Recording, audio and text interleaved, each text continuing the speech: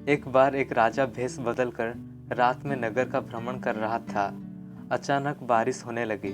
उसने एक मकान का दरवाजा खटखटाया। अंदर जाकर राजा ने घर के मालिक से कहा, मैं कई दिनों से भूखा हूँ। भूख के मारे मेरा प्राण निकल रहा है। जो कुछ है मुझे तुरंत खाने को दे दो। घर के मालिक स्वयं अपनी पत्नी और बच्चों के समेत 3 दिन से भूखा था। घर में अन्न का एक दाना तक ना था। वह बड़े धर्म संकट में पड़ गया। उसे समझ नहीं आ रहा था कि वह अपने भूखे अतिथि को कहाँ से भोजन कराए। तभी उसके मन में एक विचार आया। वह घर से बाहर निकला और घर के सामने एक दुकान से 2 मुट्ठी चावल चुरा लिए। उस घर के मालिक ने अपनी पत्नी से उन चावल को पकाकर उन्हें अतिथि को खिलाने के लिए कहा। अगले दिन दुकानदार ने राजा से पड़ोसी की शिकायत की और कहा कि उसने दुकान से चावल चुराया है। राजा ने तत्काल उस व्यक्ति को बुलाया और चावल की चोरी के बारे में पूछा। उस व्यक्ति ने अपने अपराध स्वीकार करते हुए बीती रात की सारी घटना सुना दी।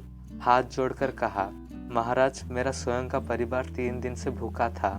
मैंने अपने लिए चोरी नहीं की और ना ही कभी करता, चाहे प्राण निकल जाते, परंतु आधी रात में घर पर आए अतिथि को भूखा नहीं देख सकता था। राजा यह बात सुनकर बहुत दुखी हुआ। उसने बताया कि अतिथि वह स्वयं था। फिर उसने उस दुकानदार को बुलाया और पूछा कि क्या उसने अपनी दुकान से पड़ोसी को रात में चावल चुराते हुए देखा था। दुकानदार के हाँ कहने पर राजा ने कहा, इस घटना के लिए प्रथम दोषी मैं स्वयं हूँ और दूसरा दोषी दुकानदार है, जिसने रात में पड़ोसी को चावल चुराते देख लिया, परंतु 3 दिन तक पड़ोसी को परिवार सहित भूखा रहते नहीं देख पाया। इसने अपना पड़ोस धर्म नहीं निभाया है। राजा ने उस दुकानदार को जाने के लिए कहा और उस घर के मालिक के अतिथि निष्ठा भाव से प्रसन्न होकर 1000 सोने की सिक्का उसे इनाम दे दी। दोस्तों, इस कहानी से हमें ये सीखने को मिलता है कि हमें अतिथि का सम्मान करना चाहिए और बड़े बड़े विद्वान कहते हैं कि अतिथि परमो धर्म। इसका मतलब अतिथि का सत्कार हमारा परम धर्म है। दोस्तों, अगर आपको यह कहानी पसंद आई होगी तो चैनल को सब्सक्राइब कीजिए और लाइक, शेयर, कमेंट कीजिए।